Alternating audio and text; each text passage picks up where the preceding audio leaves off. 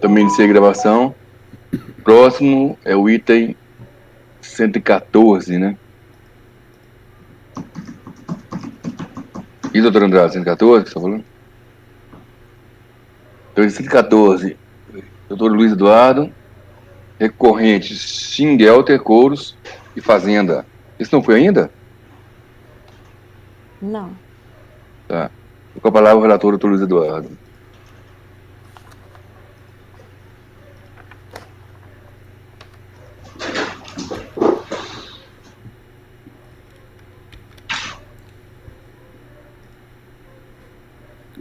Copiei para pasta compartilhada.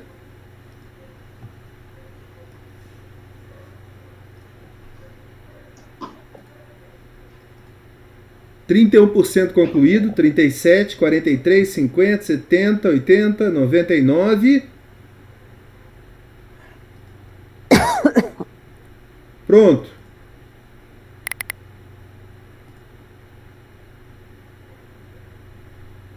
Presidente, aqui é IPI.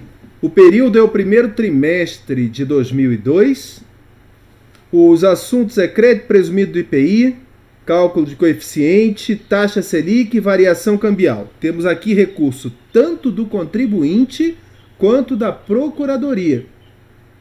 Originalmente, o sujeito passivo pede crédito presumido de IPI no regime alternativo da Lei 276 de 2001, acumulado com várias decomps. A DRF de Uberlândia reconhece parcialmente o crédito, homologando apenas parte das decomp. Sujeito passivo apresenta a manifestação de inconformidade e a Delegacia de Julgamento em Juiz de Fora nega provimento à manifestação de inconformidade, entendendo que, para cálculo do crédito presumido com base na Lei 10276 de 2001, o valor dos produtos adquiridos de terceiros e exportados sem industrialização não compõe nem a receita de exportação, nem a receita operacional bruta.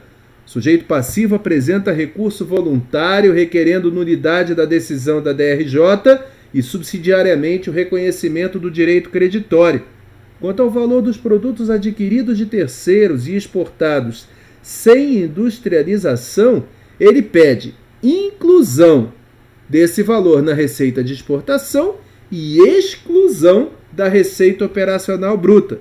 E quanto ao cálculo do IPI, pede a consideração de todos os insumos, inclusive variação cambial na receita de exportação, assim como atualização monetária desde o final do trimestre ou subsidiariamente desde a entrega do pedido, além de exclusão da multa de mora.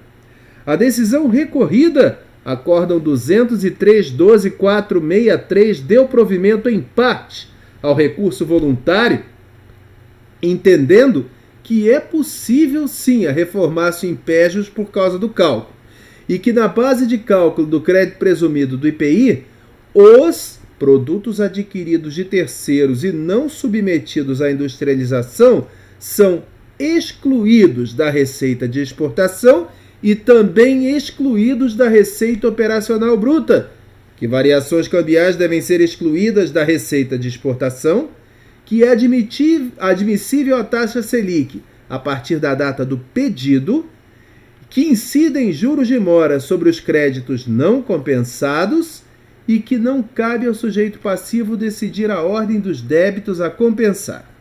A Fazenda Nacional opôs embargos, alegando contradição e omissão, e o acórdão integrativo em embargos 3402002483 rejeitou esses embargos.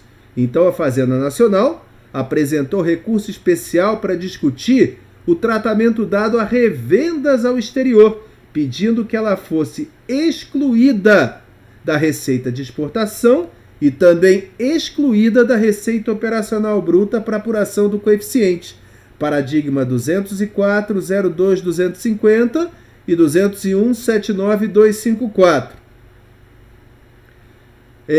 Segunda matéria, a taxa Selic no ressarcimento trouxe o paradigma 9303.00761 entendendo que não se aplica no ressarcimento a taxa Selic. Foi dado seguimento ao recurso da Fazenda. Então, em contrarrazões, o sujeito passivo se insurge contra o mérito, pedindo negativa de provimento. Já o sujeito passivo apresentou recurso especial sobre várias matérias, mas só foi admitida uma, que é a inclusão da variação cambial na receita de exportação, trouxe como paradigma o Acórdão 3102.002.136. Matéria todas essas conhecidas nossas. Em contrarrazões, a Fazenda se insurge no mérito pedindo que seja negado provimento. Passo ao voto.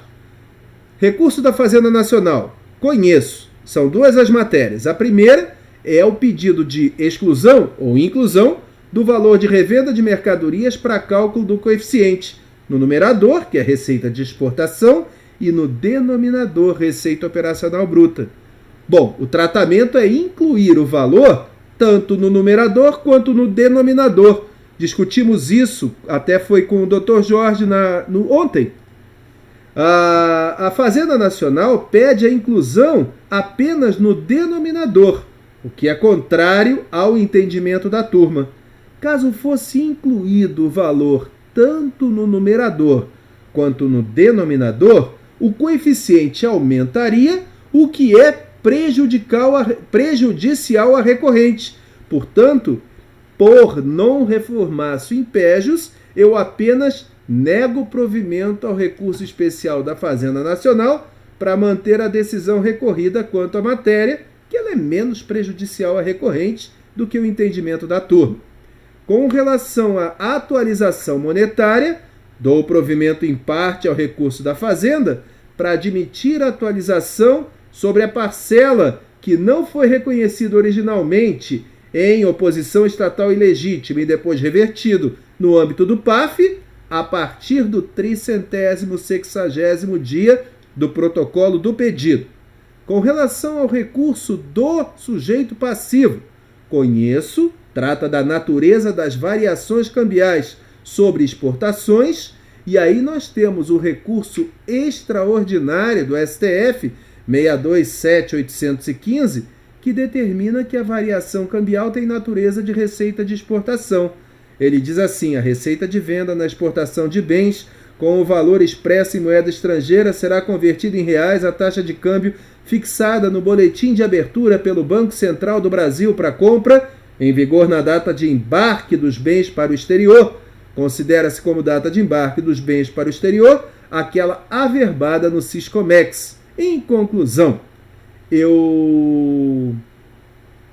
com o entendimento da turma quanto à matéria mais prejudicial à recorrente do que a decisão recorrida, nego provimento ao recurso da Fazenda Nacional para manter a decisão recorrida quanto à matéria 1, exclusão da receita de exportação e da receita operacional bruta das receitas de revenda para o exterior, e dou provimento em parte ao recurso especial interposto pela Fazenda Nacional quanto à matéria 2, atualização monetária pela Selic, somente pela parcela que foi revertida a partir do dia 360.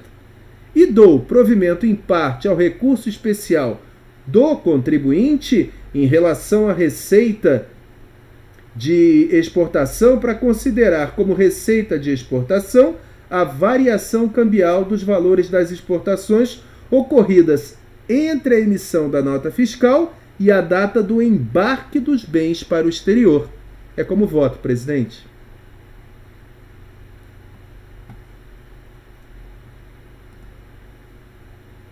Doutor Andrada. Presidente, eu acompanho o relator. Doutora Tatiana. Acompanho o relator. Doutor Valcia. Com o relator. Doutor Jorge. Com o relator. Doutora Érica. Com o relator. Doutora Vanessa. Acompanho o relator. Também acompanho o relator. Voto matéria já conhecida, porém extensa. Então a gente vai proclamar o resultado exatamente como ele colocou aí na conclusão. Presidente? Por unanimidade. Presidente?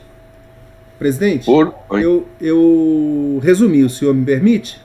Sim, perfeitamente. Então, o recurso da Fazenda Nacional, dado provimento parcial por unanimidade de votos para aplicação da atualização monetária pela taxa Selic sobre o valor revertido no âmbito do PAF a partir do dia 360 do pedido.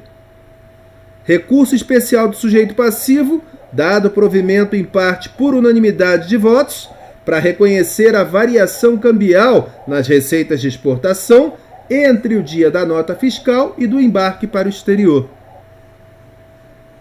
Perfeitamente.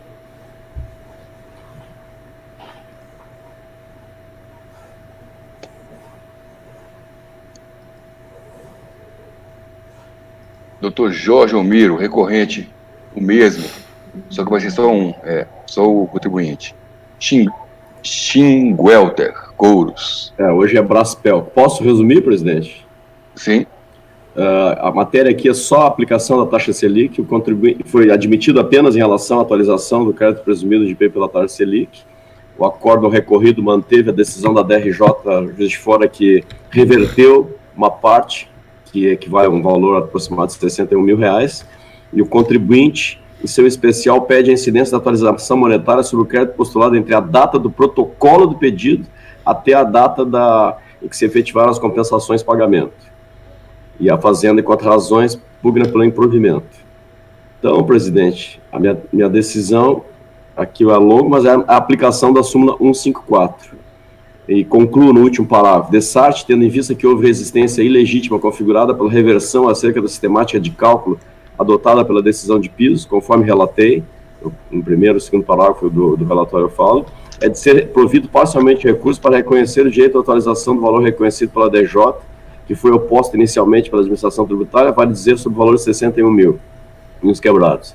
Ante o exposto, conheço o recurso especial de divergência do contribuinte nos termos que admitir, e o provejo parcialmente, porque ele pede desde o protocolo do pedido, para que sobre o valor adicional do crédito reconhecido pela DJ incida a taxa Selic, consoante anunciado da súmula CAF 154. É como voto, presidente. Doutor Andrada.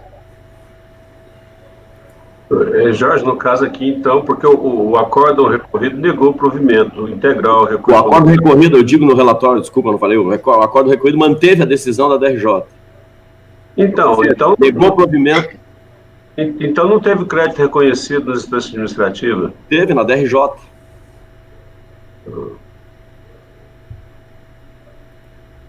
Eu digo aqui inicialmente, Andrade, eu quis pular para ser mais ágil, mas às vezes eu digo aqui, a decisão de piso provou totalmente a manifestação de conformidade, determinando que no cálculo do crédito presumido seja incluído... Perfeito. Ok? Perfeito. Acompanhe o relator, presidente. Doutora Tatiana. Relator. Doutor Luiz. Com o relator. Doutor Valcir. Com o relator. Doutora Érica. Com o relator. Doutora Vanessa. Também com o relator. Também voto com o relator. Então, por unanimidade de votos, negou-se o provimento do recurso. Item 116, recorrente, Xinguelter também. Não deu provimento parcial? Presidente, o meu foi por provimento parcial. Foi parcial. O contribuinte pediu a Selic desde o protocolo do pedido. Tá, esse é todo na súmula. Isso. Então, vou proclamar de novo o resultado.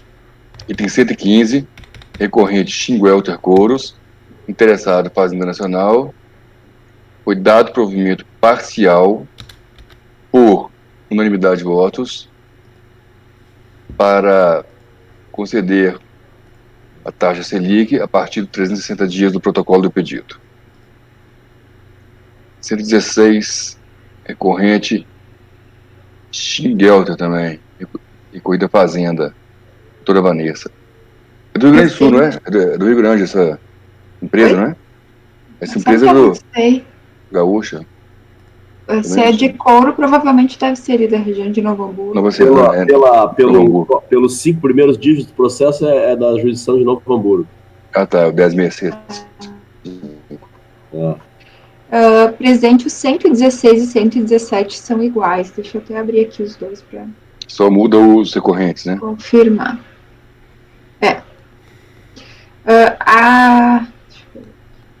Vou pelo 116, que é do contribuinte, tá? recurso especial, então, do contribuinte. A divergência que foi conhecida é quanto à aplicação da multa de mora sobre os créditos compensados, sob alegação de ocorrência de denúncia espontânea.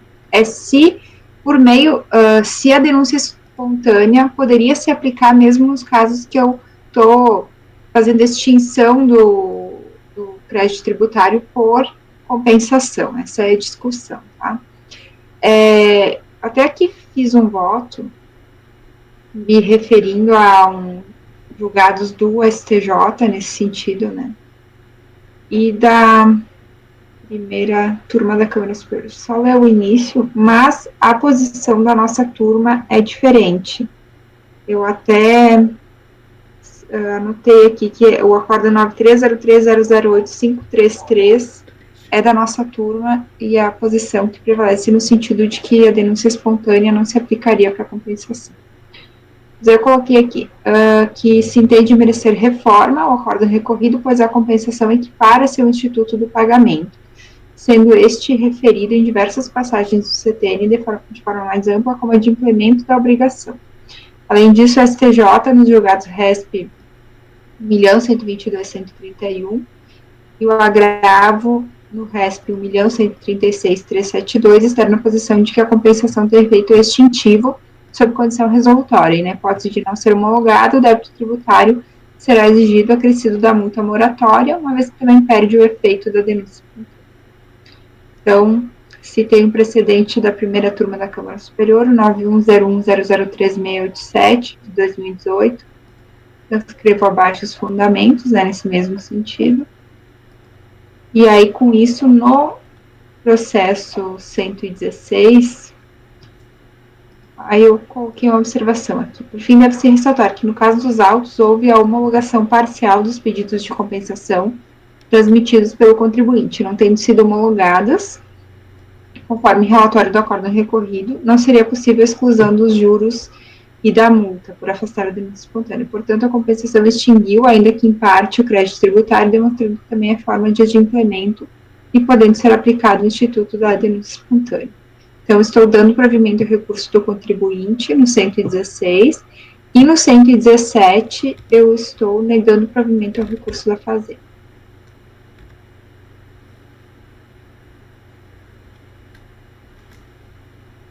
Doutora Andrada, item 116.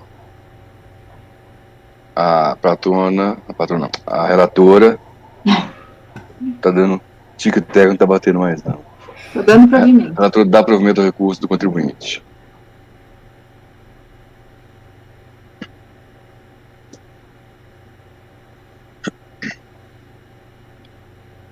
Andrada, não dá para escutar. Doutora Andrada congelou.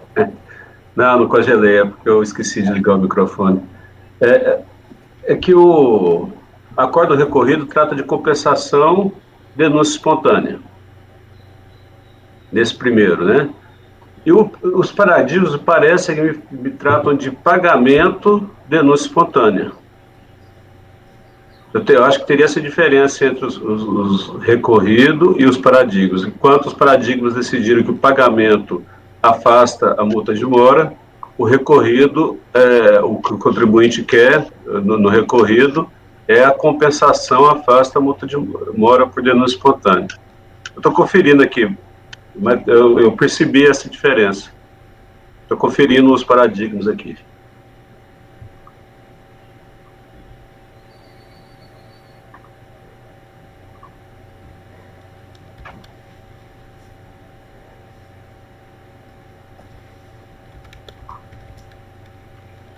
Eu fiquei com a impressão que ele indicou... Não foram da nossa turma. Né?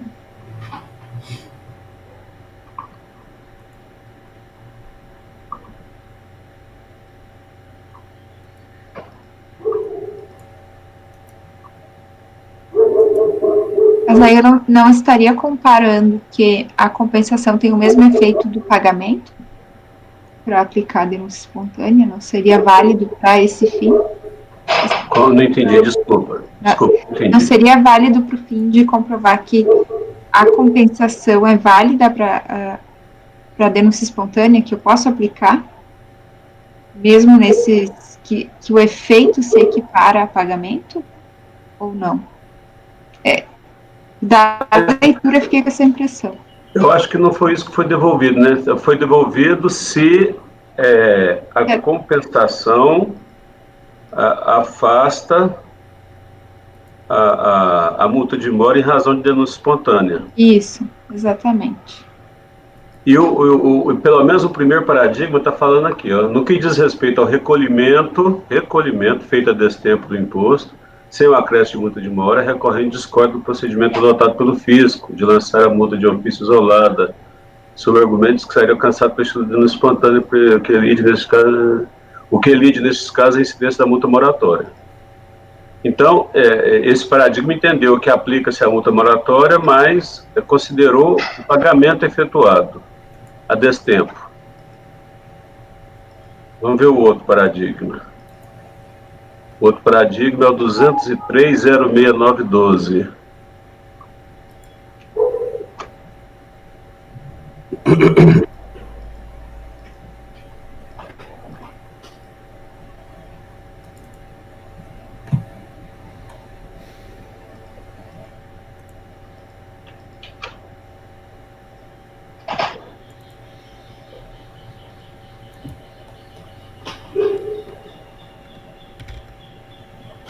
Aqui no despacho de admissibilidade, o que eu concordei? Porque está assim, no que se refere à multa de mora, os acordos 202.14.931, 203.069.12, trazidos pela recorrente, logram êxito em comprovar a divergência, porque seguem efetivamente linha antagônica ao acordo recorrido. Enquanto neste se conclui que a multa moratória não tem caráter punitivo e sua aplicação não deve ser excluída pela denúncia espontânea, os acordos relacionados revelam entendimento de que a denúncia espontânea exclui sim a aplicação de qualquer multa, inclusive a moratória, configurada então explicitamente em divergência.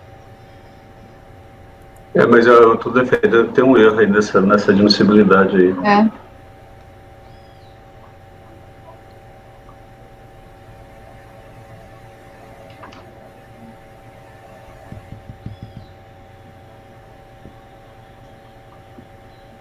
Quem sabe pediríamos vista para ver a admissibilidade.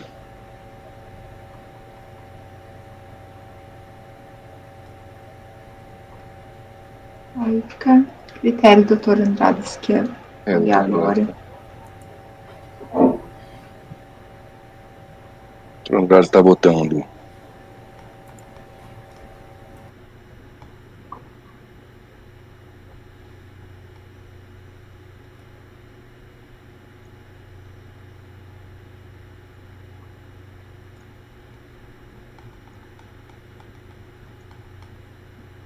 Presidente, eu mantenho o não conhecimento. Eu estou lendo aqui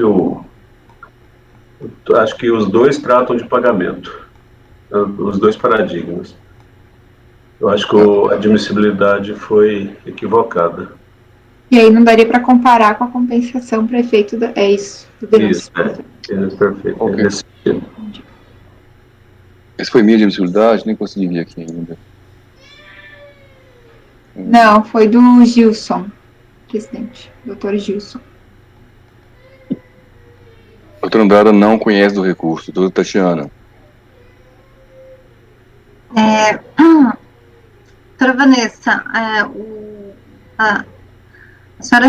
a senhora conheceu do recurso por conta da... Porque eu concordei com o despacho de admissibilidade. Eu não consigo enxergar tão clara essa diferença que o doutor Andrada está colocando, se é relevante ou não essa questão de os paradigmas serem pagamento. Entendi. É que como eu considero compensação pagamento, então eu conheço do recurso também, eu acompanho a relatora. Doutor Luiz Eduardo. Só um minuto. Eu estou lendo o recorrido para verificar a questão de conhecimento levantada pelo doutor Andrada.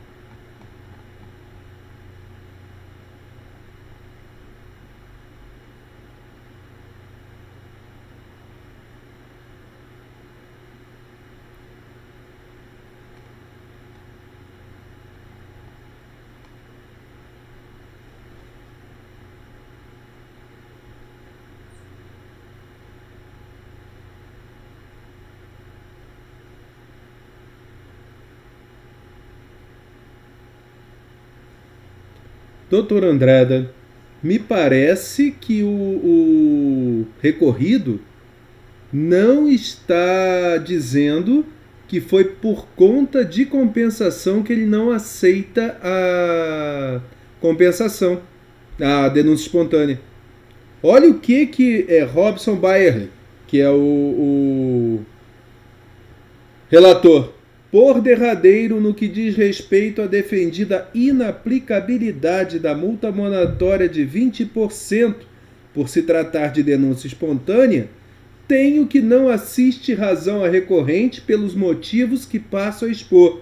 Em minha opinião, a multa moratória não ostenta a natureza de pena administrativa, mesmo que o seu título a isto possa conduzir, possuindo isto sim caráter simplesmente indenizatório, um ônus de natureza civil arcado pelo contribuinte impontual, em face de lesão causada aos cofres públicos pela indisponibilidade dos recursos a ela pertencentes na data legalmente aprazada. Desta maneira, incabível o emprego do artigo 138 do Código Tributário, cujo desiderato é outro, não alcançando os casos de simples inadimplemento tributário. Nesse mesmo sentido, a conclusão do elucidativo voto estampado no acórdão tal ao qual concordo integralmente. Então, concordei. Concordei. Conhece? Concordei. O acordo recorrido não aplicaria a denúncia espontânea nem se houvesse pagamento. Entendi, perfeito. Ou seja, acompanha a relatora pelo conhecimento.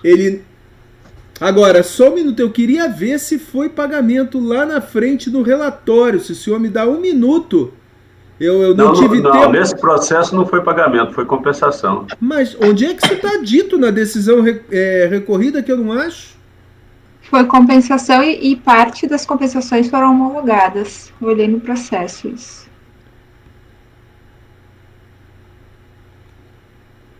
Deixa eu marcar aqui, Ctrl F. Agora vamos ao mérito. Eu nego o provimento, né? Recorrer a coisa do contribuinte, eu não equiparo o pagamento à compensação, então abro divergência em relação ao mérito, presidente. Tá. Doutor Tatiana, então a gente está botando o mérito. Tá. A não ser que alguém queira abrir também um... Tá. A compensação ela foi deferida em parte, né? Porque o contribuinte não tinha recolhido a multa de mora. Mas a homologação veio depois da compensação feita. Isso. Se tivesse sido homologado um pedido de compensação antes da denúncia espontânea, antes do lançamento, eu concordo. Entendi, doutor Luiz. É que para mim é indiferente, mas pode ser, né, importante para quem está votando, por isso que eu fiz a pergunta. Sim, sim. Acompanha a relatora. Doutor Luiz. Acompanha a divergência, presidente, aberto pelo doutor Andrada. Doutor Valcir. Com a relatora. Doutor Jorge. Com a divergência, presidente.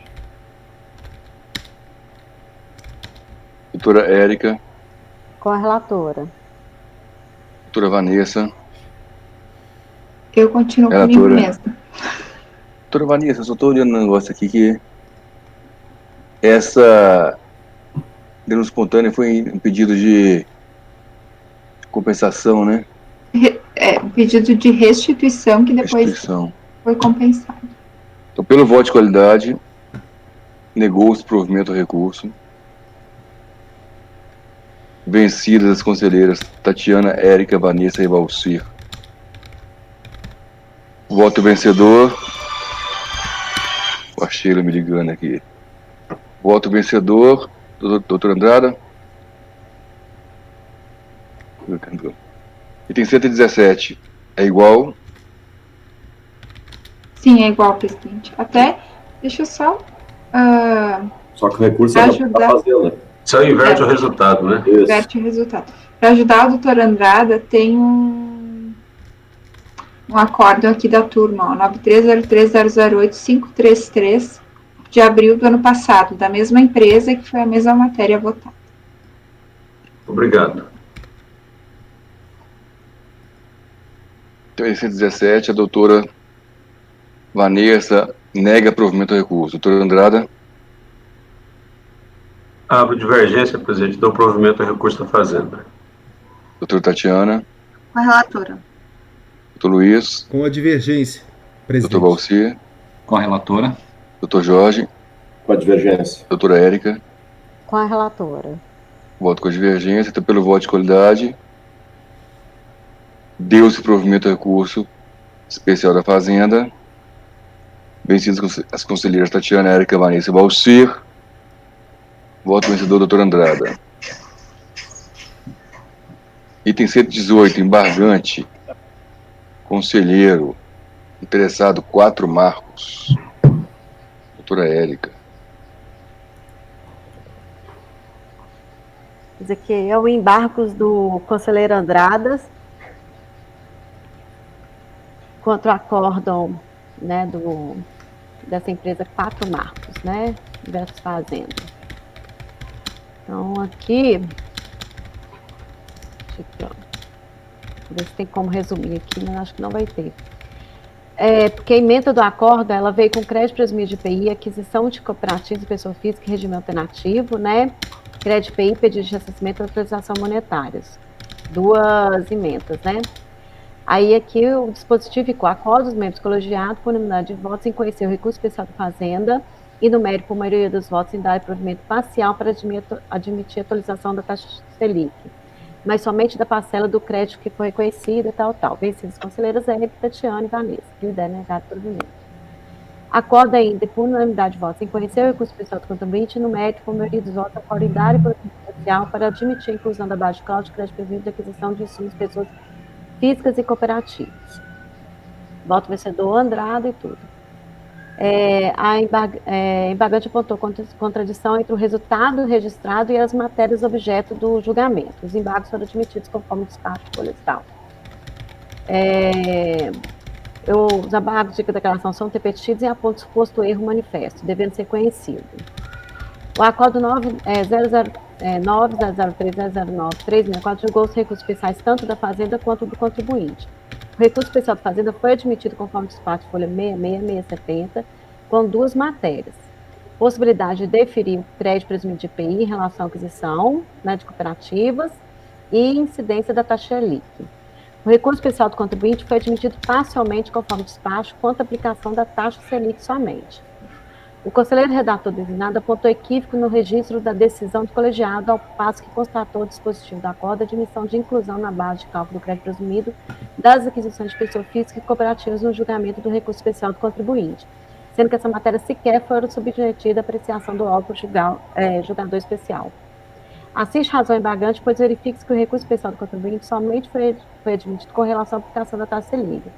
A outra matéria, que trata da aquisição de pessoas físicas, não foi admitido conforme o relatório seguinte. Eu passei meu relatório aqui. A partir dos incisos transcritos destacados, resta evidente que as aquisições de pessoas físicas no recurso especial do contribuinte não foram admitidas à apreciação e, por decorrência, não foram objeto de decisão, o que demonstra falha assinalada no registro de julgamento. De fato, houve um equívoco na confecção do acordo, de modo que acolhe os embargos de declaração sem efeitos vigentes para alterar o registro do seguinte julgado. Acordo os membros, né, para admitir a atualização da taxa Selic, vão lá no que importa. Acordo ainda por unidade de base de conhecer o recurso especial do contribuinte, no mérito por maioria dos votos, acordo em negar-lhe provimentos, vencidas as conselheiras Érica, Tatiana e tal. Designado para o voto vencedor, conselheira Andrada. Aí eu coloquei aqui do dispositivo, né? Acordo em dar provimento parcial para a inclusão da base de crédito de aquisições de insumos de pessoas físicas e cooperativas. Aí passa a ser, né, acordo por unidade de voz e conhecer o recurso pessoal do documento de numérico e negar-lhe provimentos. Eu acho que seria isso, né, Andrada?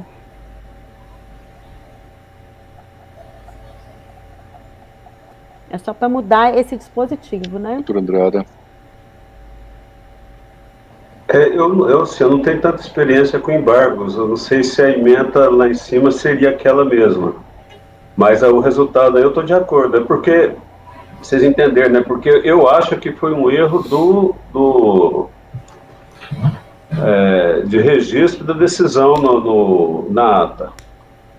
No registro da decisão na ata, constava que a gente tinha dado provimento por recurso especial do contribuinte para dar crédito presumido de IPI sobre aquisições de pessoas físicas e cooperativas. Só que isso não tinha sido objeto do recurso, só que não tinha sido admitido. Então, a razão dos embargos era só para tirar isso do acordo, né, do que foi acordado. Então, eu não mudei a ementa porque a Fazenda, ela perdeu, porque a Fazenda tinha duas matérias. Aquisição de cooperativas e o contribuinte era pessoa física. É isso, quando eu estava fazendo cargos, nós só temos que tirar sobre pessoa física, tirar a referência sobre pessoa física. Ela tirou. A minha dúvida é se os embargos são acolhidos com efeitos infringentes ou sem efeitos infringentes, entendeu? Porque está corrigindo o erro material. Mudou o resultado? Porque mudou o dispositivo. Estava em ata. Então, a ementa também. Então a doutora Érica tem que mexer lá embaixo, lá que ela está dando sem efeito infringente. Tem efeitos infringentes. É com efeitos infringentes? Tá.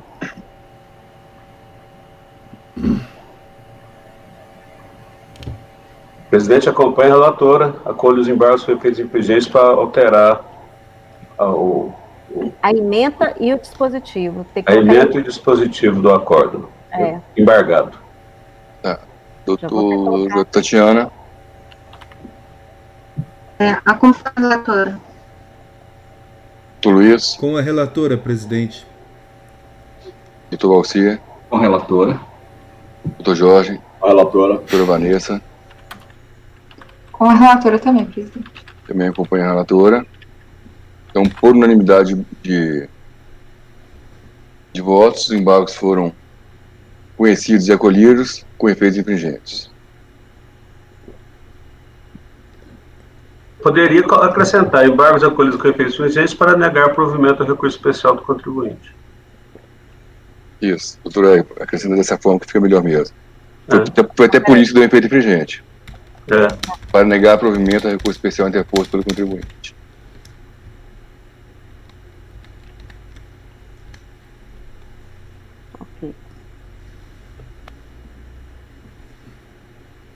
Item 119, recorrente Fazenda, interessado Poseidon Indústria e Comércio de Pescados.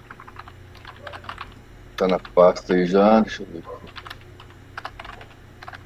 Falta pesada essa desse mesmo.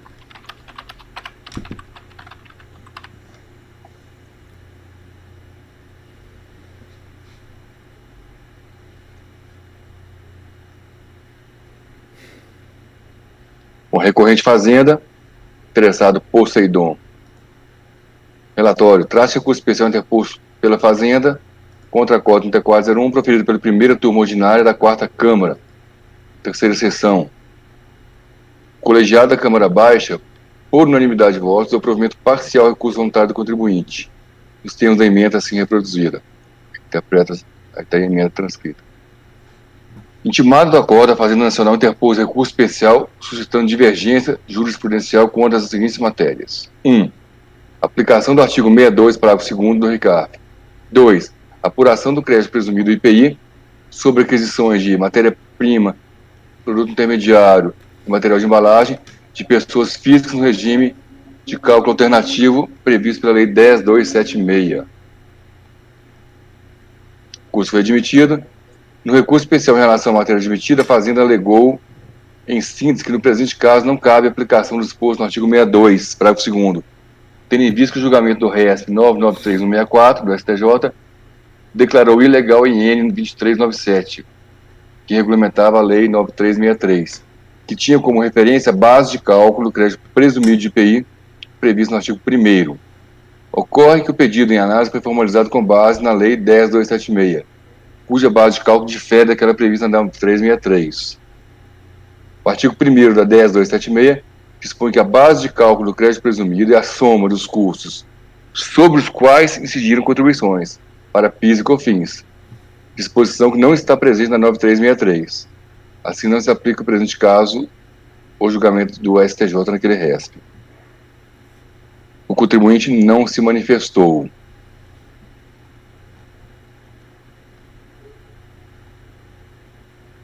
recurso especial deve ser conhecido. Não houve manifestação do contribuinte.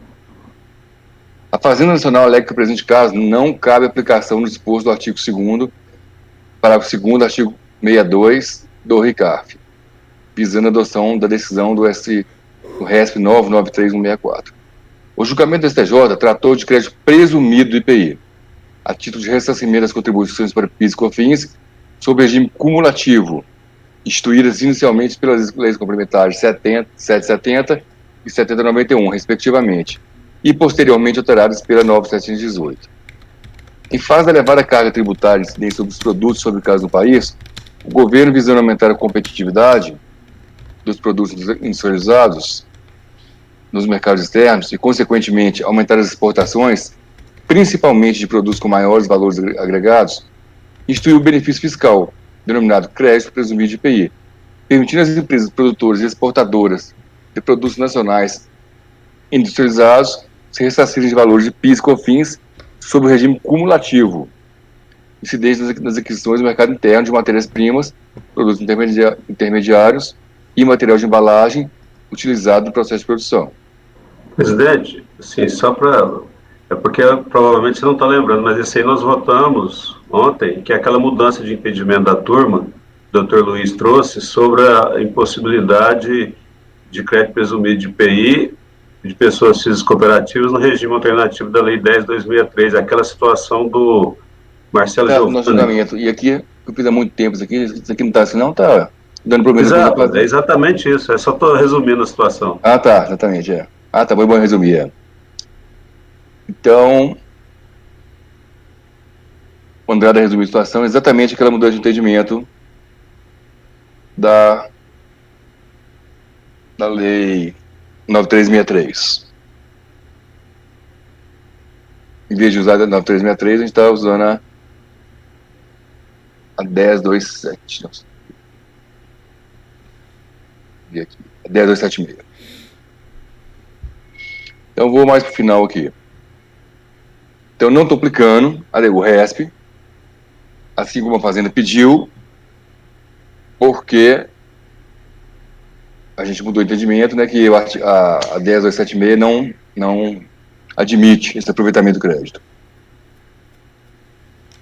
Então, eu falo, o julgamento do STJ foi efetuado sob vigência da Lei Complementar 770 e da 9718, em que a contribuição era devida sob o regime cumulativo, quando não vigia as leis que instituíram o regime não cumulativo.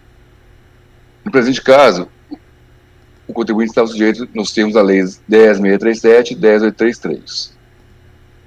O ressarcimento do crédito presumido ao reclamado foi apurado para o primeiro trimestre de 2006. Portanto, os créditos PIS e COFINS, as alíquotas de 165 e 760, já foram aproveitados, quando as aquisições das entradas dos insumos estabelecimentos social do contribuinte.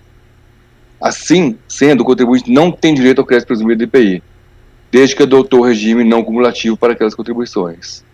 PIS a partir de 1º de dezembro de 2002 e COFINS a partir de fevereiro de 2004.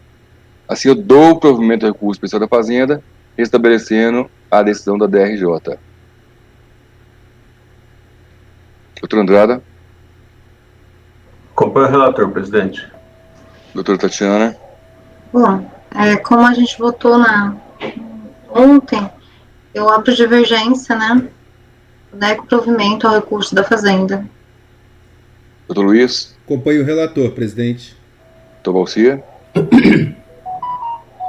Doutor Valcia já acompanhou lá atrás, da primeira votação. Com o relator. Doutor Jorge. Com o relator. Doutora Érica. Com a divergência. Doutora Vanessa. Também com a divergência, presidente. Então, por maioria de votos, deu-se provimento ao recurso especial da Fazenda, vencidas as conselheiras Tatiana, Érica e Vanessa. Item 120. Recorrente, Calçados Andresa. Interessado Fazenda, também de minha relatoria. Igual, presidente. Exatamente igual. Eu acho que não, hein? Mas o recurso é do contribuinte. Não, aqui a discussão é industrialização por encomenda. Está certo. É a mesma base legal, só que é diferente. Isso, perfeito. É aquela discussão antiga que o Júlio César aceitava. Foi esse voto que fez eu mudar o outro voto, doutor Luiz. Esse meu voto antigo. Estava incoerente. Lembro. Voto. Recurso especial do contribuinte atende aos requisitos do RICARF, devem ser admitidos. Vou direto ao voto. O crédito presumido do IPI, correspondente ao PIS e COFINS, incidente sobre os custos com aquisição de matérias-primas, produtos intermediários, materiais de embalagem, foi inicialmente instituído pela Lei 9363. Aqui eu escrevo. Ora, segundo esses dispositivos legais, apenas os custos com aquisições de matérias-primas, produtos intermediários, material de embalagem adquiridos no mercado interno e utilizados no processo administrativo de industrialização dos produtos exportados geram créditos presumidos de IPI. As despesas com industrialização por encomenda a terceiros não estão contempladas. Posteriormente, visando estender o crédito presumido a outros custos com industrialização de produtos exportados, foi promulgada a Lei 10.276, criando um regime alternativo àquele da Lei 9363. Transcrevo aqui o artigo 1º. Para regulamentar esse dispositivo, foi editada a IN 69, em 2001. Transcrevo também a IN 2009, que é semelhante ao artigo 1º da 10.273 aqui. Tico e teco tá difícil. Então, de acordo com os dispositivos legais, o aproveitamento do crédito presumido sobre o custo de despesa com prestação de serviços decorrentes da industrialização por encomenda a terceiros é possível, desde que o contribuinte opte pelo regime alternativo da Lei 10.276 de 2001. No presente caso, conforme provado nos autos, a recorrente não optou pelo regime alternativo instituído pela referida lei, e sim pelo regime original da 9363. Então ele não tem direito a aproveitamento desses créditos. Em fase exposto, nega o provimento do recurso especial do contribuinte. Doutora Andrada? Acompanho o relator, presidente. Doutora Tatiana? Bom, já é matéria conhecida, tem um voto muito bom da doutora Érica, então eu abro divergência, né, para dar provimento. Doutor Luiz? Eu acompanho o relator, presidente. Doutor Valcia? Como relator. Doutor Jorge? Relator, presidente. Doutora Érica? Com a divergência. Doutora Vanessa? Esse caso, eu não lembro se eu acompanho a divergência ou o relator. Eu estou tentando achar o... O voto da doutora Érica foi muito bem feito mesmo. Vanessa, do voto 930300777, que eu peguei da doutora Érica, você ficou vencida com a gente. Tá. Mas não sei se houve mais, mas pelo menos eu peguei esse. Não, é que teve um outro caso, uma outra matéria de IPI que eu mudei também no entendimento. Mas esse, então, eu acompanho a divergência, presidente. Então, por maioria de votos, negou-se o provimento a recurso especial, vencidas as conselheiras Tatiana, Érica e Vanessa. Doutor Valcia, para seu alívio, esse era o voto que eu perdi de 9-1 na Câmara Superior. Eu vim com essa tese nova aqui, sempre ganhava na turma, chegava na Câmara Superior, perdia. Essa tese relativamente nova, né? Aí, viu? Revertemos agora. Sim. Revertemos assim, né? É, a minha posição continua. Essa eu insistia. É uma construção, a jurisprudência mesmo, né? É uma construção. Era 9-1. Sempre eu sozinho. Nem o Henrique. Muito errado. Nem o Henrique votava comigo. Pior que 7-1, né, presidente? Presidente, eu brincava na sessão que pelo menos eu não perdi de 10-0.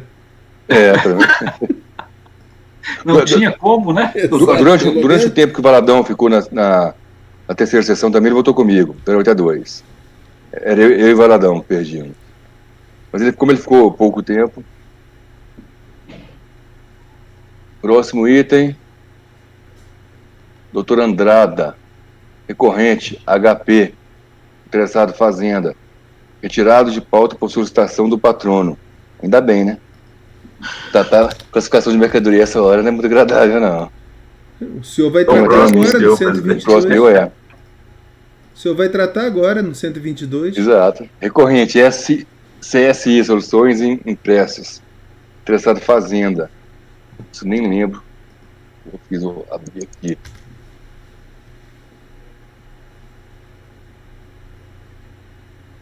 Não, mas isso é tranquilo. aqueles formulários personalizados. Traz recurso especial de divergência deposto pelo contribuinte contra acórdão 3201002255. Foi integrado por um acórdão de embargos também. A emenda fica o seguinte: IPI, classificação fiscal. Os produtos formulários contínuos personalizados dos multivias, formulários contínuos de documento fiscal, e os formulários contínuos personalizados simples, classificam-se na posição 4820, que é o produto para bobina para PDV, que é o 481620.00. Ao seu recurso especial foi dado segmento parcial, admitindo a discussão da classificação fiscal de formulários contínuos personalizados multivias, formulários contínuos documento fiscal, e 3, formulários contínuos personalizados simples, os personalizados que é importante. Defende o contribuinte a classificação fiscal no 4911-1090, alíquota 0, ao invés de 4820-4000 para os dois primeiros e 4820-9000 para os dois últimos, ambos com alíquota de 15%, adotados pela fiscalização, sob o argumento principal que os produtos são confeccionados de maneira personalizada, a partir das especificações próprias de cada cliente, como, por exemplo, talonagem de nota fiscal, não sendo mera fabricação padrão para papelaria e não tendo, assim, impressão caráter secundário. A personalização custaria mais caro do que a própria bobina. Estou conhecendo o recurso. No mérito, vejamos o texto das posições 4820 e 4911. Capítulo 48. Papel e cartão. Obras de pasta de celulose, de papel ou de cartão. Livros de registro e de contabilidade, blocos de notas, de encomendas, de recibos, de apontamentos, de papel para cartas, agendas de artigos semelhantes, cadernos e pastas para documentos, classificadores, capas para encadernação, capas de processo, não tinha capas de processo ainda, não era aí processo ainda não, e outros artigos escolares, no escritório ou de papelaria, incluídos formulários e blocos tipo manifold, mesmo com folhas intercaladas de papel carbono, de papel ou cartão, álbuns para amostras ou para coleções e capas para livros de papel ou cartão.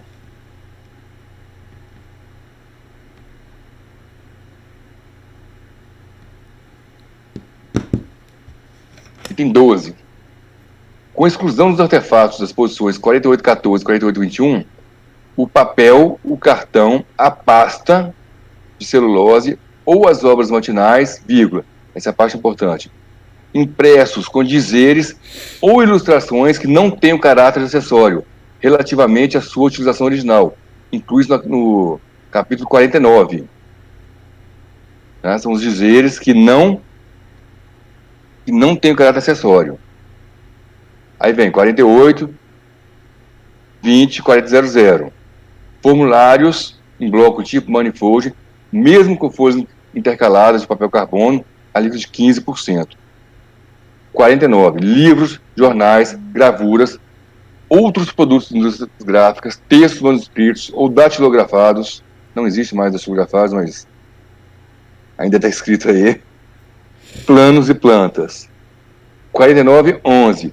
Outros impressos, incluindo estampas, gravuras e fotografias.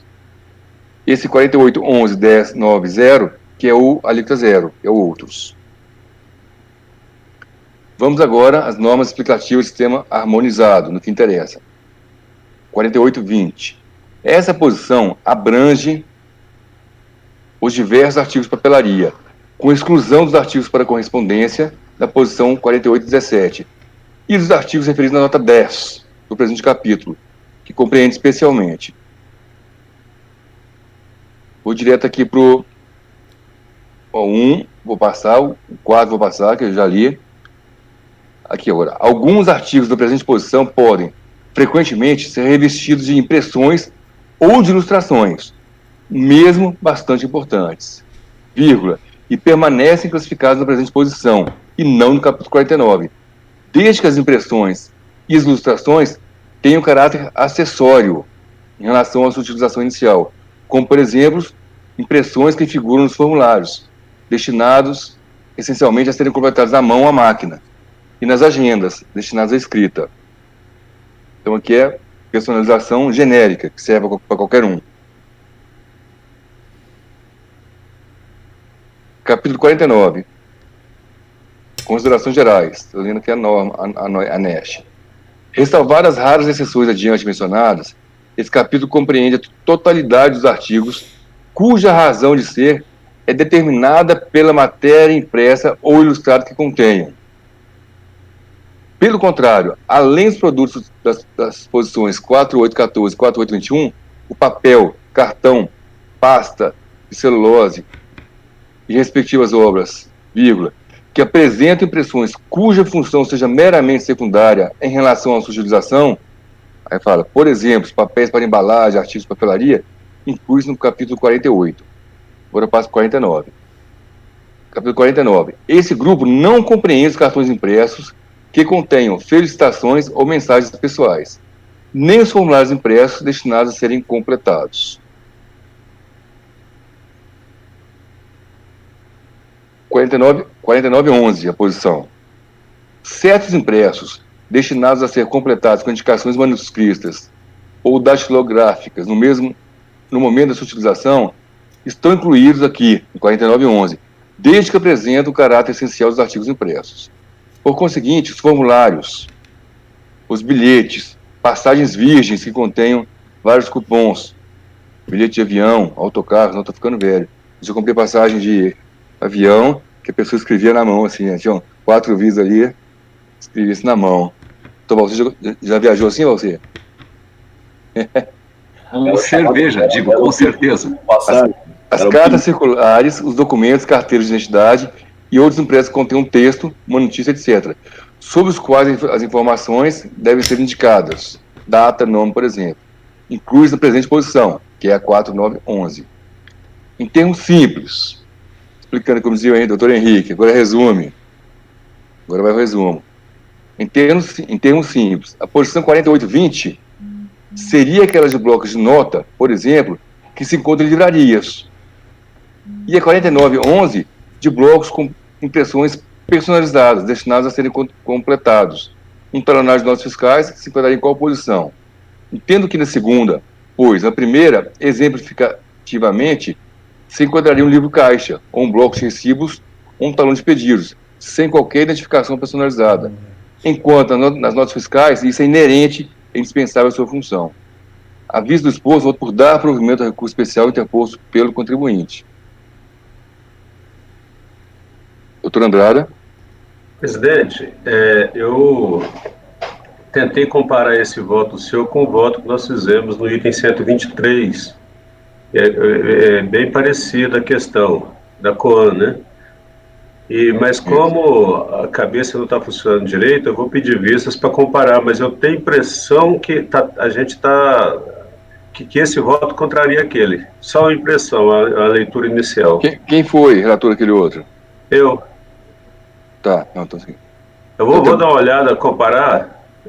Tá bom que você compara e a gente compara junto. Nesse momento é impossível, não consigo pensar muito, não. Como eu disse, classificação fiscal nesse horário. Então, vista o conselheiro Andrada, após o relator dar provimento ao recurso especial interposto pelo contribuinte. Está escondido aí, Andrada? O Andrada está com a câmera desligada. Está comendo.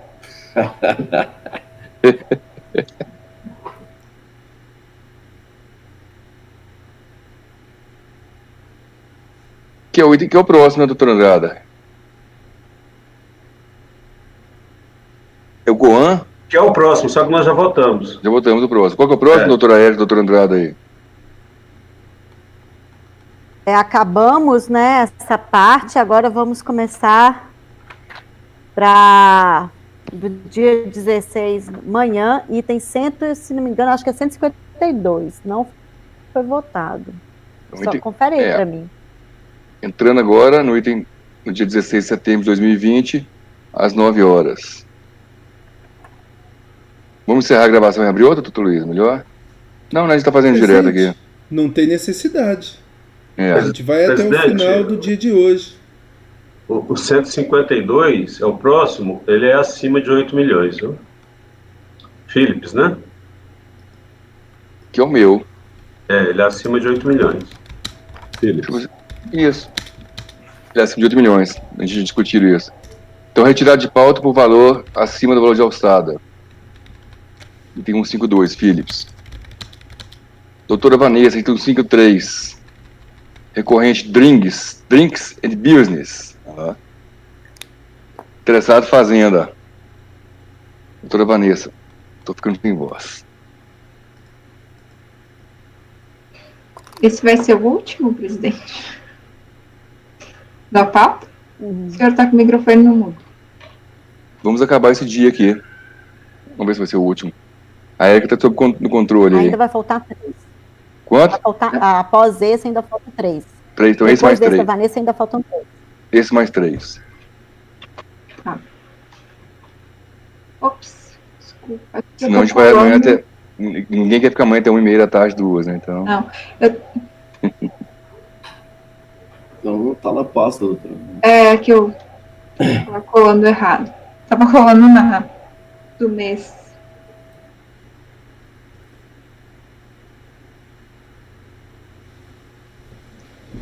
Agora sim.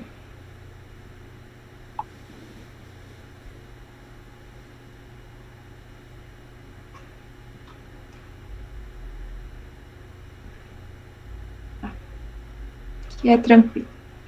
Então, aqui é um recurso especial de divergência do contribuinte, na verdade, ele é de Domecq Brasil, contra acórdão que negou provimento de recurso voluntário. Compensação tributária, créditos reconhecidos judicialmente a outro contribuinte e impossibilidade.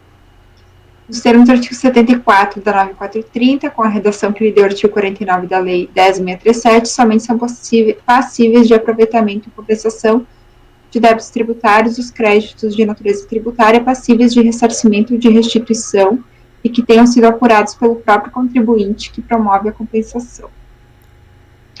Não resignado com o acordo, no recurso especial, o contribuinte suscita divergência com relação ao direito à restituição e compensação de créditos de terceiros. Para comprovar o dissenso, coleciona os acórdãos 301.34.371 e 24.02.004.093.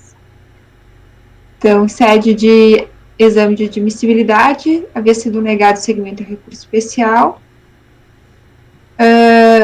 O recurso depois foi conhecido por meio de mandado judicial proferido pela 13ª Vara Federal de Seção Judiciária do Distrito Federal, dando prosseguimento ao apelo. E nós convertemos o feito em diligência, né, por meio da resolução de 12 de novembro de 2019, para intimação da Fazenda Nacional para apresentação das contrarrazões ao recurso. Que apresentou as contrarrazões alegando a inadmissibilidade e no mérito a negativa de provimento, é o relatório.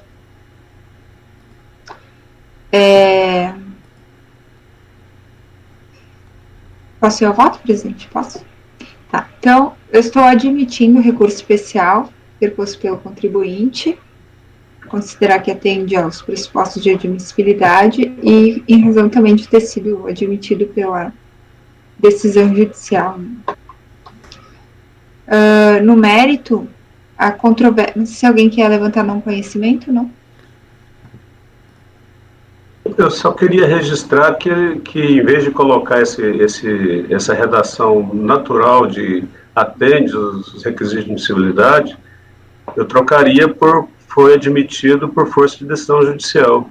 Ah, tá. Então é admitido. Porque senão fica parecendo que a gente entendeu que a decisão judicial está correta, né? Tá. Certo, Andrada, obrigada. Por força de decisão judicial. Tá, já coloquei aqui, daí eu só completo os dados da decisão. Perfeito.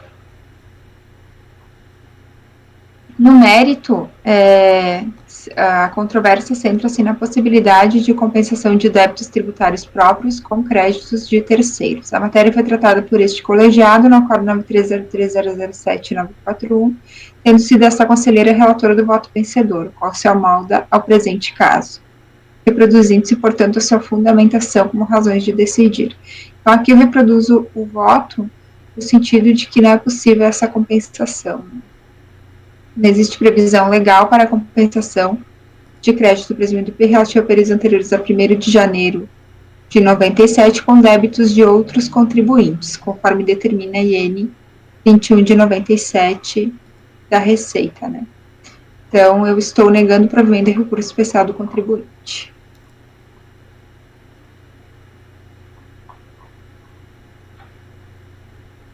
Doutor Andrada. Presidente, acompanha a relatora.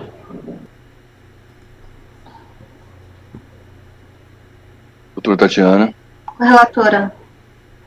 Doutor Luiz. Presidente, eu estava lendo aqui, não deu tempo de ler antes, porque tá até pelo adiantado da hora, minha cabeça não está funcionando tão rápida quanto eu gostaria. Mas que eu tenha visto, me tira a dúvida.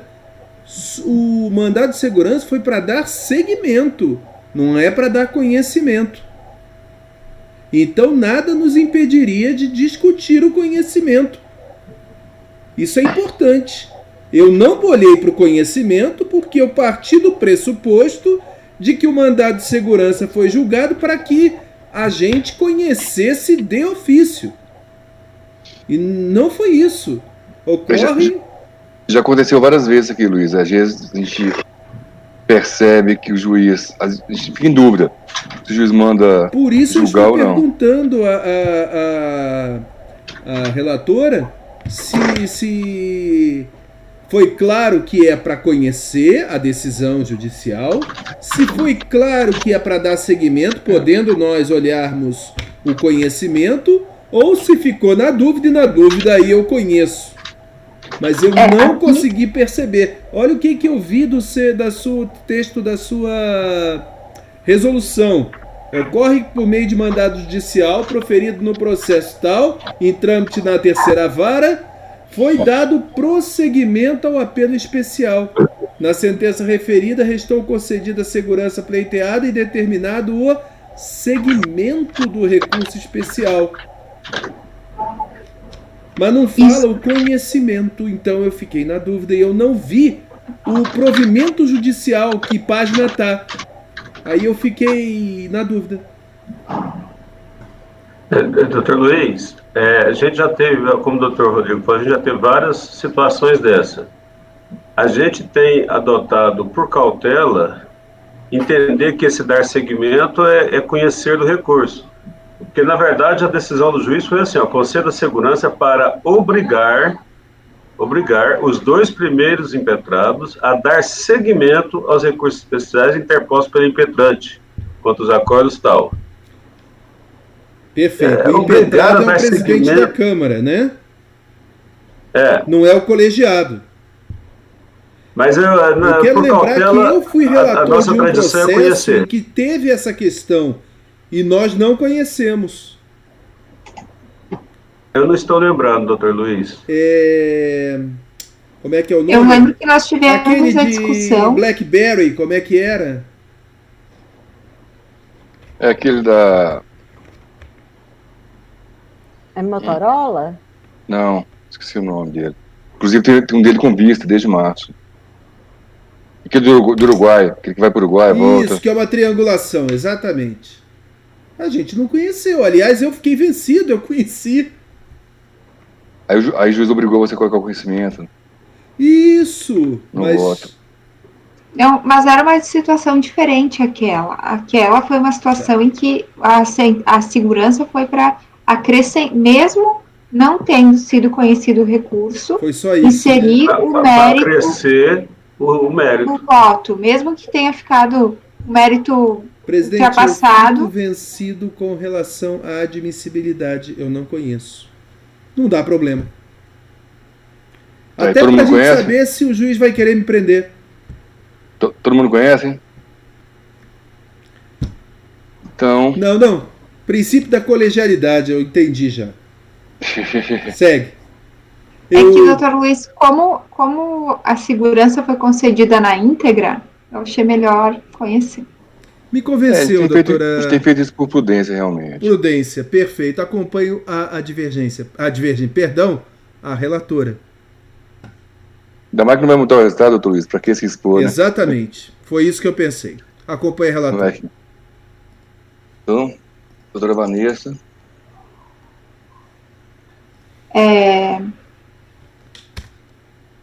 Então, mérito, eu tinha falado. O mérito eu nego o provimento, presidente, porque eu entendo que não tem previsão legal para essa compensação do crédito presumido de IPI com débitos de terceiros. Tá. Doutor Andrada. Nós já votamos, acompanhamos a relatora. Só o doutor Luiz, quando chegou no doutor Luiz... o doutor Luiz que voltou, Ele falou. Doutor Balcer. Acompanha a relatora. Doutor Jorge. Com a relatora. Doutora Érica. Eu vou divertir da relatora que eu ainda entendo que há possibilidade. Então eu vou ficar vencida. Eu também voto com a relatora, que vai ser idêntico ao próximo voto. Então, negócio o provimento do recurso, por maioria de votos, vencida a conselheira Érica. O próximo é meu. Vou tentar resumir também.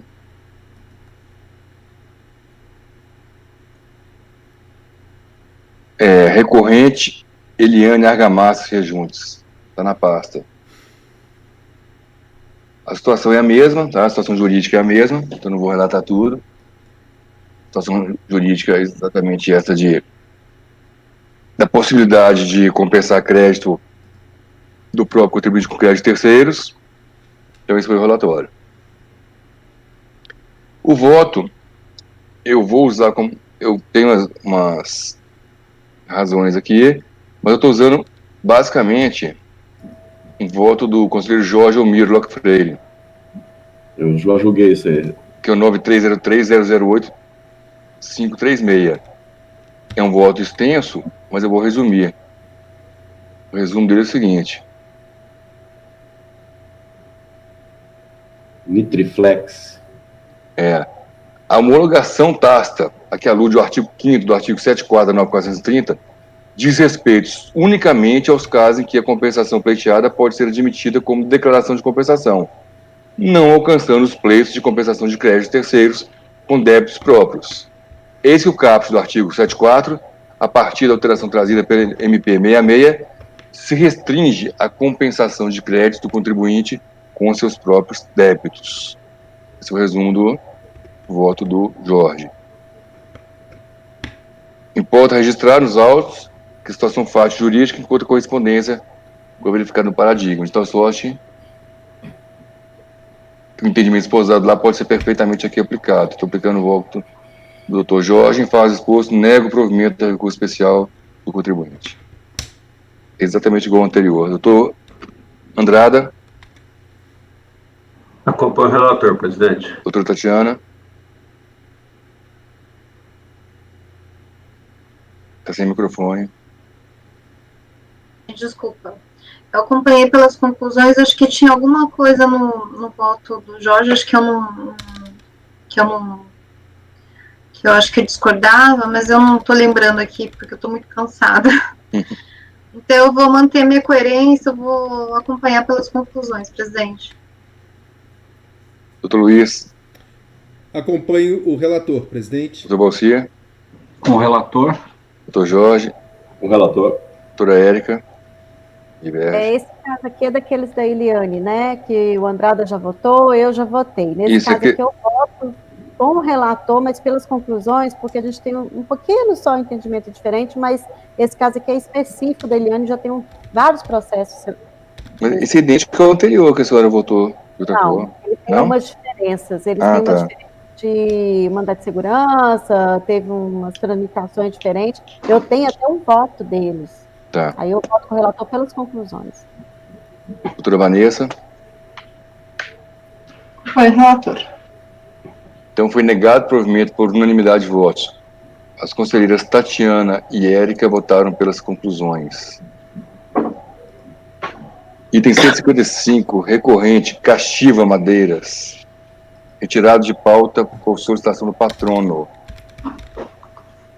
Item 156, recorrente, Moê, Hennessy, do Brasil, vinhos destilados. Retirado de pauta por solicitação do patrono e do contribuinte.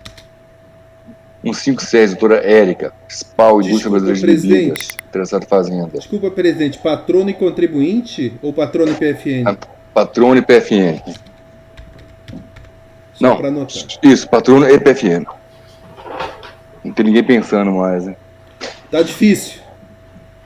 E tem 157, doutora Érica. Esse é o último? Não, ainda não é o último, não. Ainda falta 159. Aí acaba. Eu vou botar na pasta. Já está na pasta o meu aqui, né? O SPAL. Esse aqui é um recurso do contribuinte. Essa matéria já foi julgada aqui nessa câmara aqui, que é o contribuinte depois recurso de divergência, citando a divergência em relação à exclusão das multas e dos juros, com amparo no artigo 100, parágrafo único do CTN, que admitindo a remota hipótese de não ser integralmente cancelada a exigência fiscal, e que nesse processo, ao invés do processo de auto-tratamento da pessoa jurídica diante citado, implica dizer que não se reconhece o direito creditório. O recurso especial do contribuinte foi admitido. A divergência citada do contribuinte, né, de respeito à exclusão da multa de juros com amparo no artigo 100. Com o intuito de preservar a segurança jurídica na relação existente entre a administração pública e os administrados, no caso, a contribuinte estabeleceu o artigo 100 do CTN como uma das normas complementares das leis, dos tratados e das convenções internacionais e dos decretos que as práticas reiteradas observadas pela administração pública, né? São normas complementares da lei, tratados, convenções, práticas reiteradas observadas pelas autoridades públicas. A norma em referência assume especial relevo em Estado de Direito, no qual a segurança jurídica exerce papel fundamental na proteção da confiança dos contribuintes a praticarem os atos jurídicos válidos e confirmados pelas autoridades.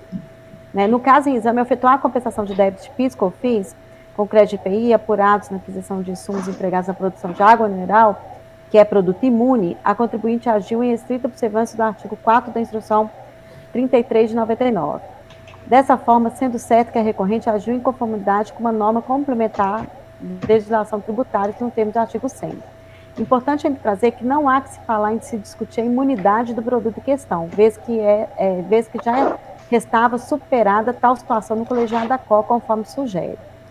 Sendo assim, ressurgindo nos autos, tem-se que o caso vertente tivesse sob pedido de ressarcimento de IPI com decorrência de aplicação de insumos tributados pelo imposto de industrialização de produto imune, emulsão enfática de petróleo.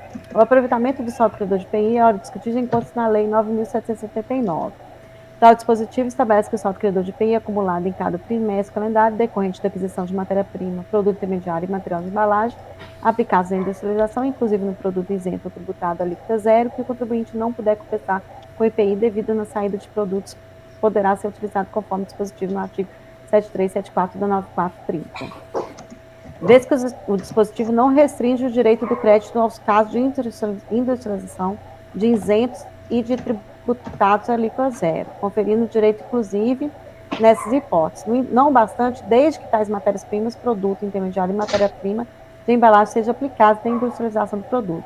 Cabe trazer, assim, que vários produtos imunes de IPI resultam de atividade industrial, o que entenda que o saldo credor de IPI de matérias utilizadas na industrialização do produto imune pode ser objeto de ressarcimento, tal como possibilita o dispositivo legal. Dessa feita, o processo industrial que resulta na saída de emulsão osfática de petróleo assegura o creditamento de IPI relativamente aos insumos tributados neles empregados. Aí sinto aqui a Instrução Normativa 33/99. Neste interim, vê-se claro que o artigo 4 do artigo 33, que há direito ao crédito de itens consumidos na industrialização de produtos imunes. Não há que se falar em contrariedade ao artigo 11 da 9.799. E tampouco se confundir produto imune de produto com não tributado. Nessa parte, o próprio legislador difere produtos industrializados favorecidos da imunidade de produtos não industrializados aos produtos de fato industrializados ou não tributados. Deve-se, além, aplicar a norma especial, o artigo 4 da IN, que excepciona e garante o direito de ressarcimento ao crédito tratado para tratar de produtos industrializados. Aí cita aqui também o artigo 195 do RIP, no artigo 256 também. Aí aqui, além disso, a legislação infraconstitucional previu ainda a irretroatividade da norma de interpretação dada à lei da autoridade administrativa, visando conferir a devida proteção o jurisdicionado. Por essa razão, o entendimento das normas referidas no artigo 100, dentre elas as práticas reiteradas observadas pelas autoridades administrativas, tem um cordão de incluir a imposição de mentalidade e cobrança de juros e mores e autorização do valor monetário. Diante disso, dou provimento ao recurso especial do contribuinte. Esse recurso é antigo, né? Assim, ele já saiu porque ele era acima de 1 milhão. Aí ele seguia, né? Eu não lembro se o... Doutor Jorge, está pedindo a palavra? Não, eu fiquei com uma dúvida aqui, porque essa aqui, nós já jogamos vários processos dessa empresa, era uma empresa produtora de bebidas. Aí, pelo que eu entendi do voto do doutor Érica, ele deu saída à emulsão asfáltica. Esse é um processo diferente da SPAL, que eu também nunca tinha julgado desse tipo aqui. Eu também achava que era só bebida, mas aqui é uma emulsão asfáltica. Nesses casos, eu já joguei um processo que não era essa questão, mas o que eu estou enxergando aí é o seguinte, é que esse produto, ele é NT na saída? Espera aí, deixa eu olhar aqui. Eu acho que ele é alíquota zero. Espera só um minutinho, deixa eu conferir aqui, porque esse processo eu já fiz aqui muito. Que na emenda do acordo recorrido está aquele NT. Ali está claro na IN. A discussão... E aí, justamente. Então, tudo bem, presidente. Eu só queria essa informação. Eu estou apto a votar. Obrigado. Obrigado, doutor Érica. Doutor Andrada.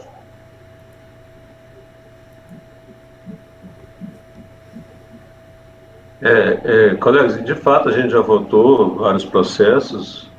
Eu abri um deles aqui, que é o 9303009168, que discutia essa questão da dispensa de multa por ter o contribuinte agido conforme reiterada orientação da administração, né? Eu abri divergência na oportunidade, fui designado para fazer o voto vencedor, né? Incisa a observância de normas, né, de atos administrativos, exclui a imposição de penalidade. Não poderia ele junta, pelo menos nesse aqui que eu votei, ele juntava decisões do CARF favoráveis a ele, só que eu fiz a observação na época, ele junta só as favoráveis e as contrárias não. Então, qual das que ele ia seguir por orientação do CARF? As contrárias ou as favoráveis? Então, é totalmente sem sentido usar esse artigo aí para decisões do CARF. Eu não tenho certeza se desse aqui é do CARF também, mas não, esse que eu votei era do CARF. Ele juntou jurisprudência administrativa do CARF e achava que devia de seguir essa jurisprudência, como se fosse, tivesse um efeito vinculante. Só que se você fizer a pesquisa de jurisprudência do CARF, você tem votos tanto no sentido quanto no outro. Aí ele só segue o que interessa a ele. Então, é nesse sentido, presidente, que é o resumo do meu voto. Eu abro divergência para negar provimento ao recurso especial do contribuinte. Doutor Jorge, só para esclarecer, presidente, pela emenda do recorrido, doutora Érica, que a senhora transcreve no voto, se trata de água mineral natural. Durante o curso do seu voto, a senhora faz menção à emulsão asfáltica. Peraí que eu tô abrindo ele aqui. Só para definir bem o que nós estamos vendo. Provavelmente deve ser essa água mineral natural. Não, eu acho que teve um... Peraí. Eu acho que eu entendi. Água mineral natural, o contribuinte disse que ela é imune e, na verdade, o entendimento foi que ela não é imune, ela é NT. Sendo NT, ela não se enquadra nos termos da IN 3399. Érica, no corpo do voto, doutora Érica, a senhora também coloca que é água mineral. Peraí, deixa eu ver aqui. Será que eu coloquei? Na folha 5. Na folha 5 está escrito: sendo assim, ressurgindo dos autos, tem-se que o caso vertente versa sobre pedido de ressarcimento de IPI como decorrência da aplicação de insumos tributados pelo imposto na instalação de produto imune, conforme artigo 155, parágrafo 3º da Constituição, qual seja, emulsão asfáltica de petróleo. Está no voto da doutora Érica. Mas os parágrafos acima está água mineral. Só que a ideia é deixar claro, né? Por isso que eu... Peraí. Acho que a senhora se enganou. Isso eu peguei do... Peraí, do acordo.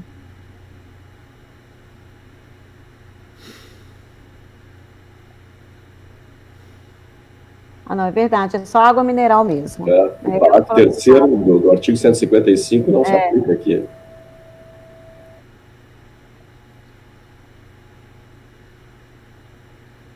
Deixa eu ver aqui. Acho que eu coloquei errado mesmo. Doutor, pode prosseguir, então? Pode Andrada, por Doutora favor, só Tatiana. repete o número do acórdão.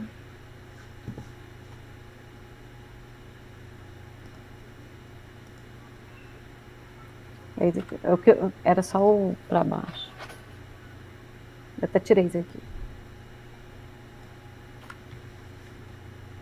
9168.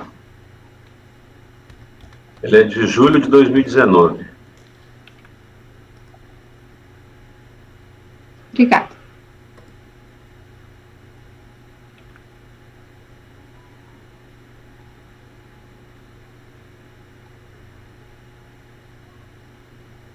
Doutora Tatiana está voltando. Sabe que eu olhando agora, vendo super... É água mineral mesmo, né? É água mineral. Perfeito. É porque só aquela parte lá que eu excluí, porque o resto era isso. Tá, já é um assunto conhecido já com a relatora, presidente. Doutor Luiz. Exato, assunto conhecido com a divergência. Doutor Valcia. Com a divergência. Doutora Érica. Doutor Jorge. Com a divergência, sem dúvida. Doutora Vanessa.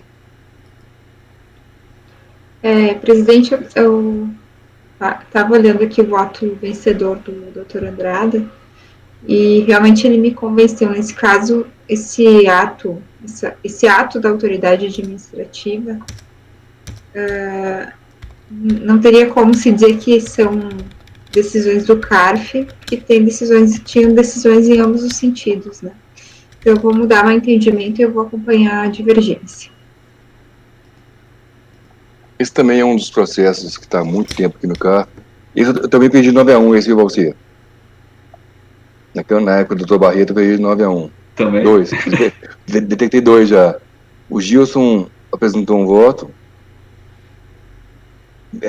Acho que foi na primeira vez que foi apresentado esse processo, era diferente. O Gilson veio com um voto, falando que não tem como sair fora, e eu votei contra. Ficava diferente de 9-1. Mas a razão é isso que a Andrada falou mesmo. É muito vago. Prática reiteradamente observada pelas autoridades administrativas.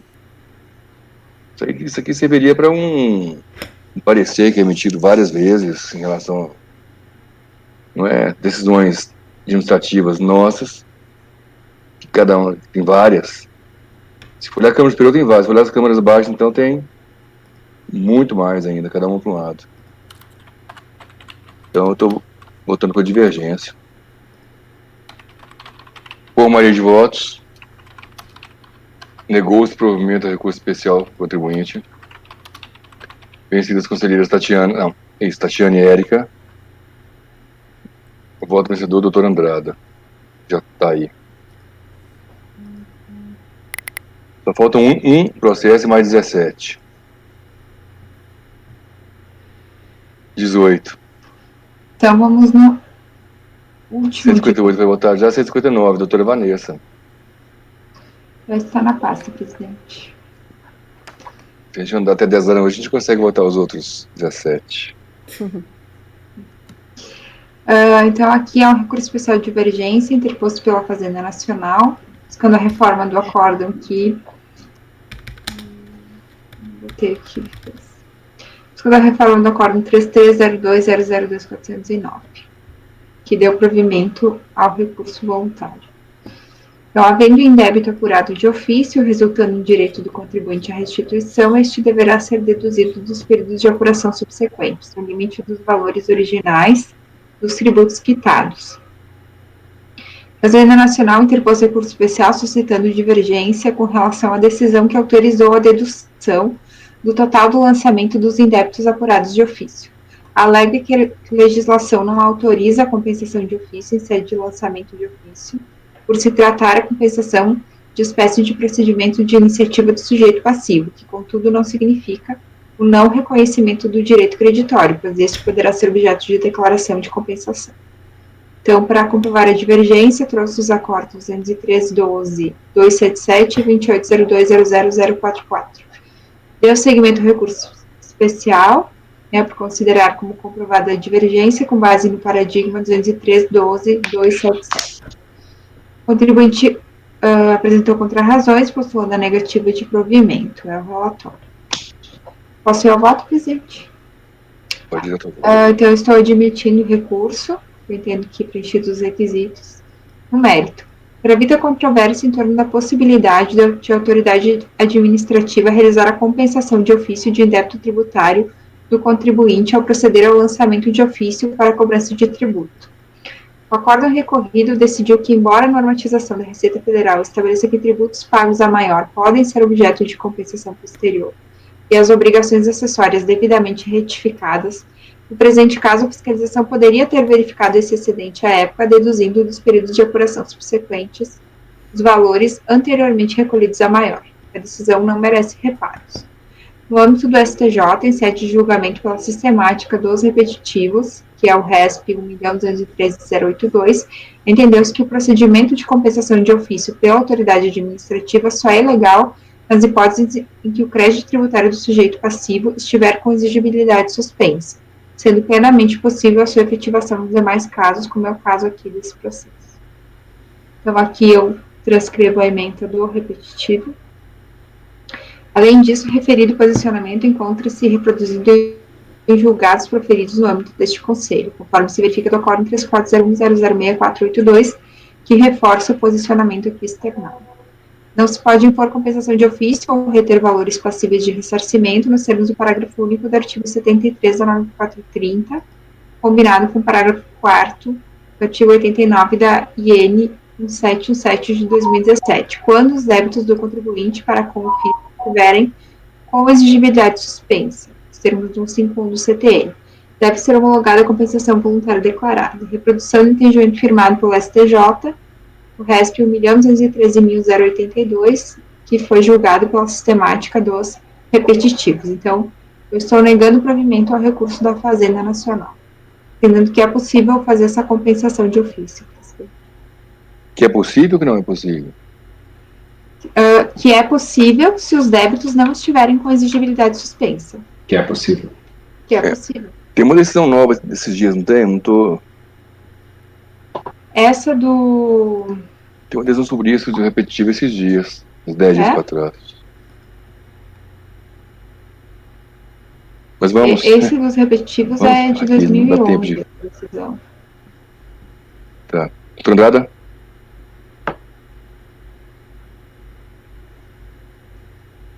Depois eu vou pesquisar esse repetitivo aí recente. Presidente, eu estou pesquisando os paradigmas, eu estou com a impressão que é o caso de não conhecer desse recurso. O recorrido, o que aconteceu? O contribuinte apurou PIS e COFINS como se a apuração fosse trimestral. Ele apurou abril, maio, junho. Em vez de pagar abril, pagar maio, pagar junho, ele pagou no final do trimestre o valor somado. Ele quer o aproveitamento desse valor no lançamento. O que o auditor fez? Ele fez o lançamento como se abril e maio não tivesse tido pagamento nenhum e desconsiderou o valor pago maior em maio, ou seja, não lançou em maio.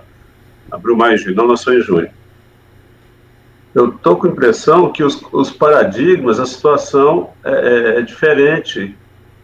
Trata-se de débitos, compensações discutidas no âmbito judicial. Acho que eu achei ele aqui, deixa eu ver.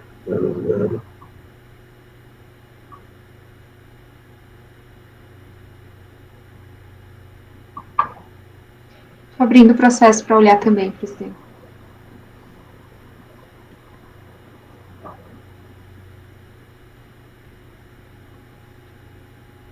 Aqui, ó, no segundo, 2802.0044, eu estou lendo só a ementa.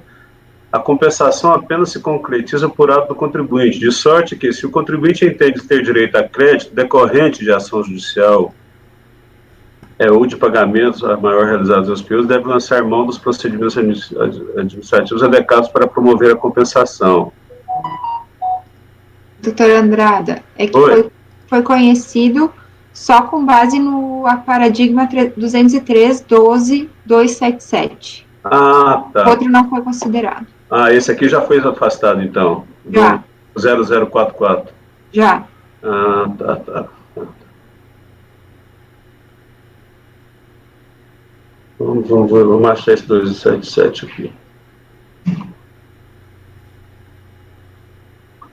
Eu não consegui abrir esse 12277. Vamos ver se eu consigo agora.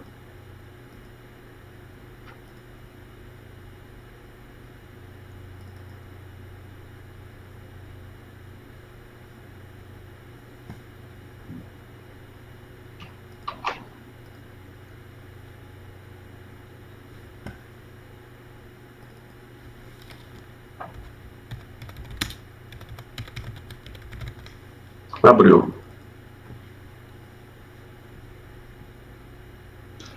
Esse, pelo que eu estou vendo da ementa, ele diz assim, ó, não serve a compensação como meio de contestação ao lançamento de ofício, sendo que eventuais excessos de recolhimentos devem ser aproveitados pelo contribuinte por meio de procedimento próprio, em vez de empregados na redução dos valores lançados. Aí eu entendi que tem a divergência, que seria a mesma situação.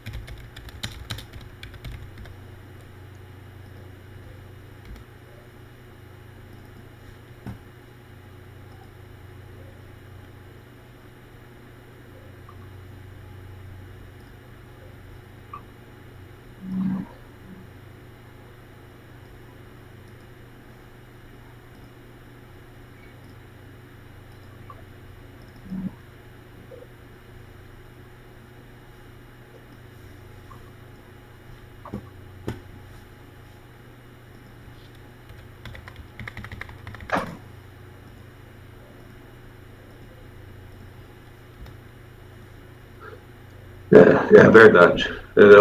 Esse acordo aí, ele fala assim, ó, se comprovado o pagamento indevido, deve este ser aproveitado pela contribuinte por meio de procedimento próprio. Tá certo. Acompanha a relatora em relação ao conhecimento.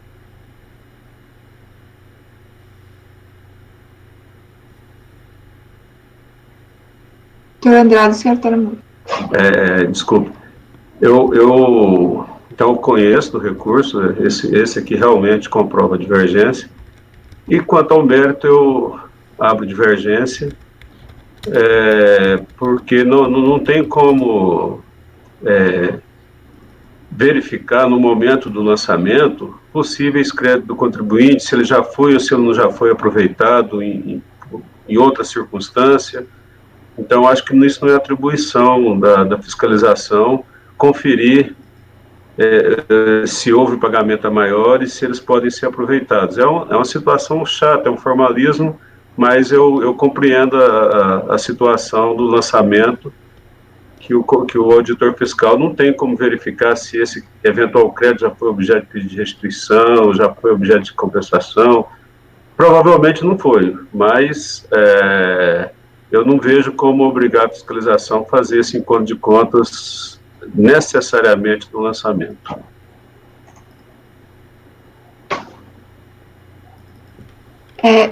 Só tirar uma dúvida. O que eu entendi dessa decisão até do STJ é que não existe uma obrigação de a autoridade administrativa fazer esse lançamento de ofício, essa compensação de ofício, mas não existe nenhuma vedação desde que não esteja com exigibilidade suspensa.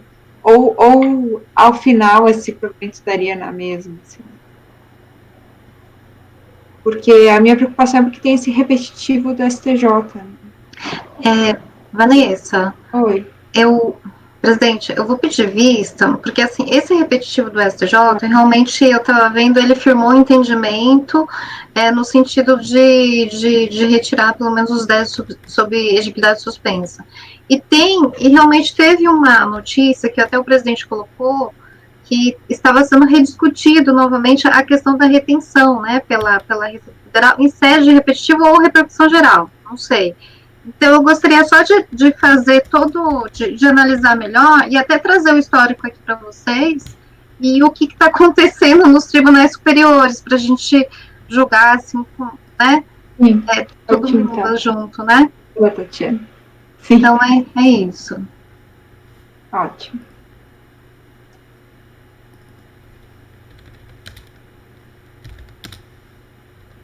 Como foi, doutora Tatiana? Eu gostaria de pedir vista, presidente. Né? Vista a conselheira Tatiana, após a relatora negar provimento ao recurso especial da Fazenda, o conselheiro Andrada abriu divergência por dar provimento ao recurso. Falta mais quantos? 17? Sim, presidente, falta 17. Ixi, então vamos embora. Bora para... O pessoal tá tão cansado que não entende a piada mais, presidente. Exato. Então traduz a piada aí que eu não entendi nada. A piada era continuarmos até as 10 da noite, A piada julgar 17 agora, que seria o de amanhã. 17. Mas se amanhã de manhã a gente consegue. Senhores, eu tô me vendo aqui um olho tão pequenininho, menor do que o da doutora Tatiana. Acho que a gente continua amanhã, presidente. Sim. Então vamos Muito encerrar cansado, aqui. mas amanhã a gente vai dar conta, porque 17 é mole de matar numa manhã. Ainda Sim. mais sem sustentação. Aí a vantagem é essa, né? Então vamos encerrar a gravação aqui. Gente. Parando a gravação.